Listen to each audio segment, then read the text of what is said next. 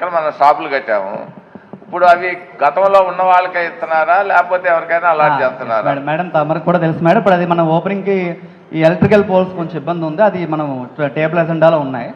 అది అయిపోయిన తర్వాత అప్రోచ్ కంప్లీట్ అయిన తర్వాత ఇనాగ్రేట్ చేసుకుంటాము. గౌరవ సభ్యులు అడిగినట్టు గతంలో ఎవరైతే ఉన్నారో వాళ్ళకే ఇస్తాము. ఇప్పుడు దీనికైనా రెంట్ ఫిక్స్డ్ చేశారండి? లేదు, ఇప్పుడు లేదు. అప్పుడు విస్తీర్ణం పెరిగితే ఆ రెంటల్ వాల్యూ బట్టి మనం వాళ్ళకి ఇస్తాం. అదే ఒప్పుకున్నారు కూడా వాళ్ళకు.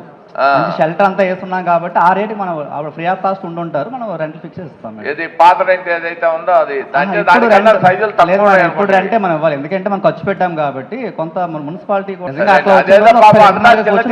రీజనబుల్ గా పెడితే వాళ్ళు కూడా అంటే ఇంకొక పక్క మున్సిపాలిటీ యొక్క ఆర్థిక పరిస్థితి కూడా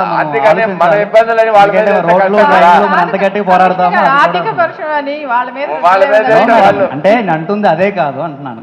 తగ్గించి ఇవ్వడానికి కొంచెం మనకి జీవ అడ్డు లేకుండా నార్మల్ గా చేద్దాం మేడం. వాళ్ళు కొంచెం భయపడుతున్నారు. ఏదో 11,000 అంటున్నారంట. అసలు ఎక్సెస్ జరగలేదు మేడం. అంతా రాంగ్ ఫీడ్బ్యాక్ ఏమో. మన వరకు ఎక్సెస్ రాలేదు.